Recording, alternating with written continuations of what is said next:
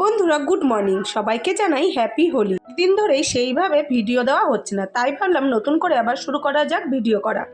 কি বলতো, অনেক ভিডিওই করা আছে, যেহেতু আমার শীতকাল ভোরেই ঠান্ডা লেগে থাকে তাই আমি ভয়েস দিতে পারি না, তাই সেইভাবে ভিডিও শেয়ার করার সুযোগও হয় না। তো শীত কাটিয়ে গরম শুরু হয়েছে, ভাবছি এবার থেকে রেগুলার ভিডিও দেওয়ার চেষ্টা করব। যাই হোক, অনেক তো কথা হলো, এবার তোমাদের সঙ্গে বলি আমরা সবাই মিলে কোথায় যাচ্ছি। কে তো হোলি, বাড়ির সেইভাবে কেউ হোলি খেলছে না, মানে আমার বরের তো ইচ্ছেই ছিল না রং খেলা করা যাবে, ও কোথাও বেরোয়নি, কিছু করেনি। যেহেতু মেয়েরা রং খেলছে তাই মেয়েরাই ওকে রং দিয়েছিল। দিকে সোনাকে ওর মিমি শিখিয়ে দিচ্ছে যে রাস্তা দিয়ে যে যাবে তার গায়ে পিচকারি মারবি। তখন থেকে ওর বাবা তো বকা দিয়েই যাচ্ছে যে এই জল দিস না কারো গায়ে, কেউ যদি কিছু বলে তাই। যাই হোক, এই দেখো পেছনে যে লোকটাকে ওরা রং দিচ্ছিল সেই লোকটা নিজে দাঁড়িয়ে থেকে ওদেরকেও রং দিল, উনি নিজেও সেদের রং নিয়েছিল। ব্যাপারটা দেখে আমার খুব ভালো লেগেছিল যে কেউ দাঁড়িয়ে থেকেও রং নেয়। এদিকে আমরা তো বেরিয়ে পড়লাম বসন্ত উৎসবে। এই বছরের বরাবরই আমার ইচ্ছে ছিল যে আমরা সবাই মিলে বসন্ত উৎসবে যাব। আমার বিয়ে হয়েছে এই 14 বছর রানিং, আজ পর্যন্ত আমি এক বছরও যাইনি এই বসন্ত উৎসবে। নিজের ইচ্ছে মতো সবাইকে নিয়ে বেরিয়ে পড়লাম বসন্ত উৎসবের উদ্দেশ্যে। তো জানো তো, রাস্তা দিয়ে যাওয়ার সময় না অনেক বাচ্চা কাচ্চাই ছিল রং মাখানোর জন্য রেডি হয়, কিন্তু অনেক রিকোয়েস্ট করে আমরা বলছিলাম আমরা নেমন্তন্ন বাড়ি যাচ্ছি, রং দিস না।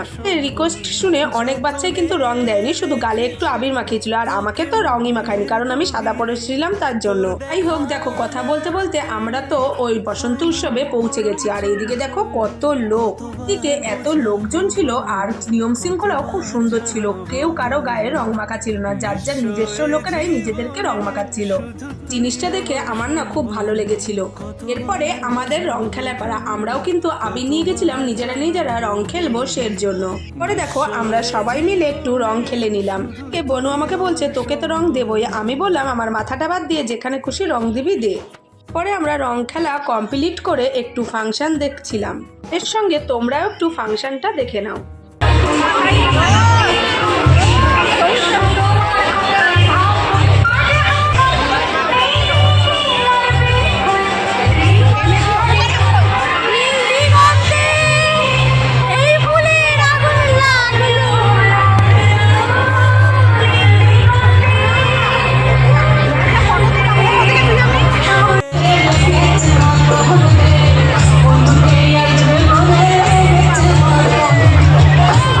ব্যাকগ্রাউন্ডে যে গানটা তোমরা শুনতে পাচ্ছিলে এটা অপরূপা করছিল। আমাদের তো রং খেলা কমপ্লিট, এবার আমরা বাড়ির দিকে রওনা দেব। ওদিকে তো আমরা রং খেলে চলে এসেছি, আর বাড়ি এসে দেখলাম আমার বর স্নান টেনান করে খেয়ে দিয়ে রেডি হয়ে শুয়ে শুয়ে টিভি দেখছে। তো ওর রং খেলার ইচ্ছে নাই থাকতে পারে, আমাদের তো আছে, তাই ভাবলাম বোন আর আমি মিলে ওর রং মাখিয়ে ভূত করে দেবো। কিন্তু যেহেতু আমি ক্যামেরা ধরেছিলাম তাই আমি আর রংটা মাখাইনি, যা মাখানোর বোনই মাখিয়ে দিয়েছে। ও তো বুনু রং মাখিয়ে ভূত বানিয়ে দিয়েছে, তাই বাকিটুকু আর আমি মাখালাম না। কিন্তু আমার সঙ্গে এরপরে কি হওয়ার ছিল সেটা তোমরা দেখেই বুঝতে পারবা। তো ওরা রং মাখামাখি করছিল, তখন আমি ভাবছিলাম এবার তো আমার পালা, তাই আমি দৌড়ে বাথরুমে ঢুকে দরজা আটকে দিয়েছিলাম। তো ওরা এত পরিমাণে দরজা পিটাচ্ছিল যে আমি না খুলে থাকতে পারলাম না।